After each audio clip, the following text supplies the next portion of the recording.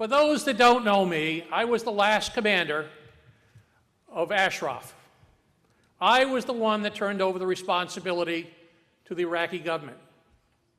And I have difficulty today thinking about what we did and how we went about it. And so from now on, my only mission in life and my only talk this afternoon is to discuss Ashraf and the residents and what we need to do as friends of Ashraf, as family members, what we need to do. I left Iraq in 2009 after spending 2 additional months to make sure that the transition went smoothly with the Iraqi army. And they were really nice to us as we trained them to take over the mission and assured us how great they were going to be. But as soon as I left, the command leadership changed, and they brought in new leaders. Today, I want to brief you on my experience working in Ashraf, the dedication and sacrifice of the people of Ashraf, and the things that they've done under terrible hardship, and all of this endures today. My heart is heavy with sadness for what has been done to these unarmed and defenseless people. This world is silent on their plight, but they did have hope for a new Iran, and they stand as a beacon for that new hope. Ladies and gentlemen, these people are heroes who have never faltered in their responsibility and duty. Never.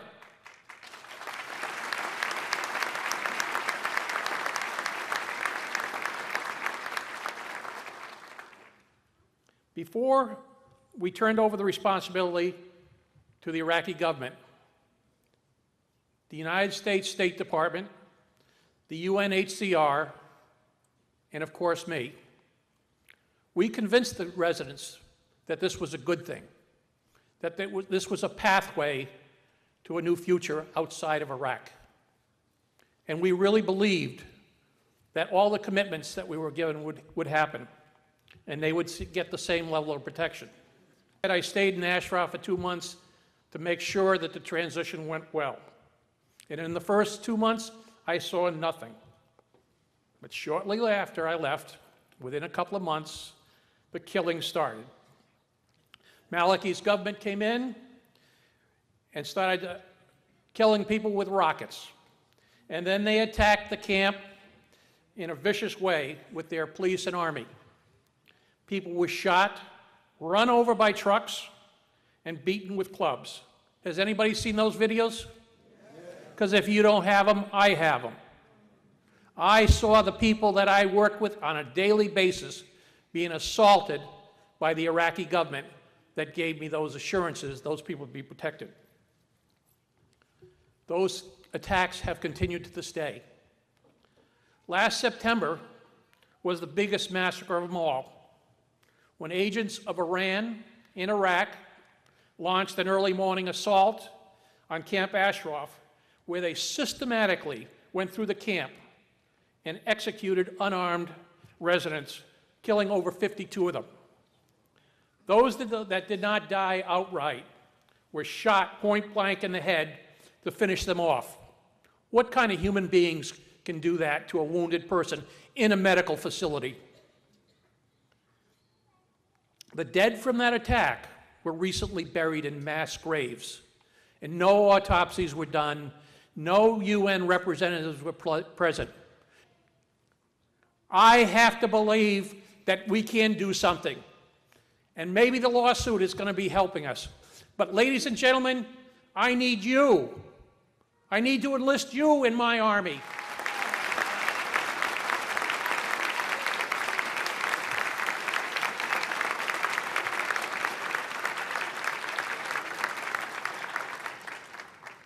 We now have all the residents out of Ashraf. Camp Ashraf no longer exists in its physical state, but Camp Ashraf exists in our mind.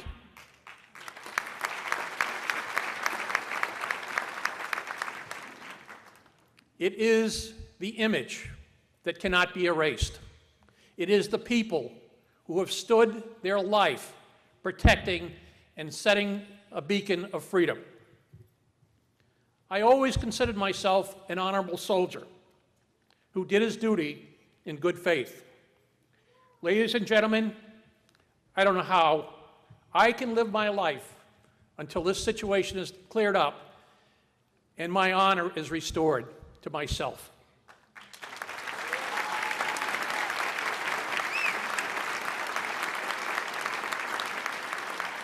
As I said, I'm here today to plead for your help to right this great wrong.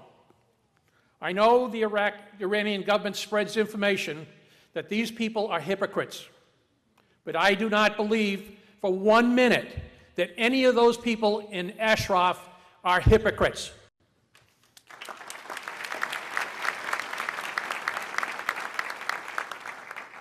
The Iraqi government has turned Ashraf into a concentration camp, and the people are being brutalized by people with power.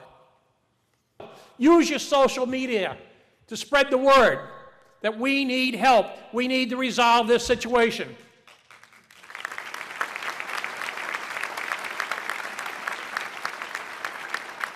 Don't wait for the humanitarian groups that call themselves humanitarians to come to the rescue. They are not the people on white horses. They are the enemy because they stand by and let these things happen. That's right.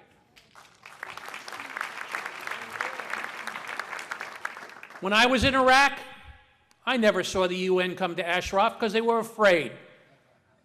I never saw the Red Cross come until we absolutely had the absolute protection for them. But their only purpose when they came to Ashraf was to help send people back to Iran.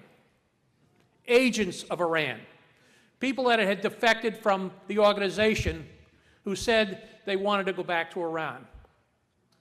People like Batul Satani, who I'm sure you've seen on some of the Iranian televisions. Batul lived in a refugee camp in luxury for 4 years after she defected. She had a great life there. Her tent had a fireplace. She had a kitchen. She had all of the luxuries that very few members of the other organization had. And she was in power. And then she goes back to Iran. Within a month, she's back in Iraq with an Iranian passport, saying her husband's being held hostage by the Mech.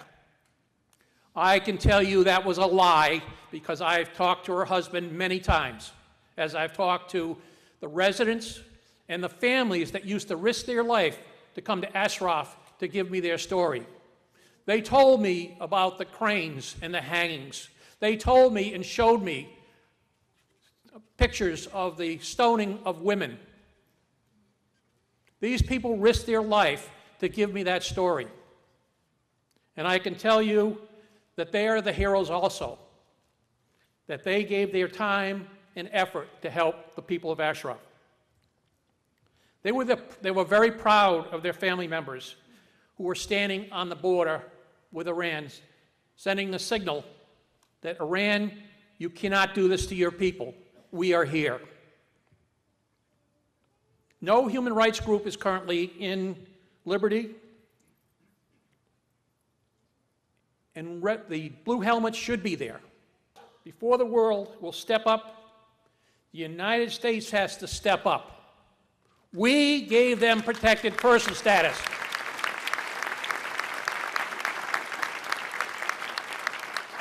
We have stood by while they've been killed.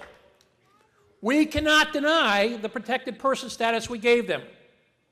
And if we can't resolve the problems in Iraq, we have to take them to America and give them refugee status.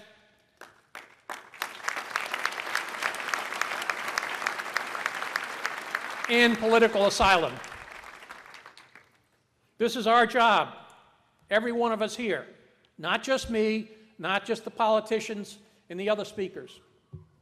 It's all of us here have to work on this to get this solved. By the very fact that rockets continue to come in, tells me they've never established a safe zone. And I've been in a lot of rocket attacks, And the only way you could stop them is to set up a safe zone. And we've done that before. We should be doing it now. As I've said before, I consider myself a resident of Ashraf. I consider them my friends and my family. I continue to wait for the day, as I've said many times before, where I can break bread in a safe and secure environment. Especially, I want to sit down with my farmer friend, Noura Murad, the old farmer who is probably now in his 80s and needs a rest. I also will not forget all those who died in September, including Hussein Madadi, who I know very well. Commander Zora, as I knew her, Deputy Secretary General of the MEC, and Giddy, her deputy. I sat and I really had a lot of respect for them. We now need to have respect enough to do something and get this situation cleared up. I thank you all for your attention today in coming here, and I thank my friends next to me for their devotion to this cause. It's a cause that is well worth it. Thank you very much.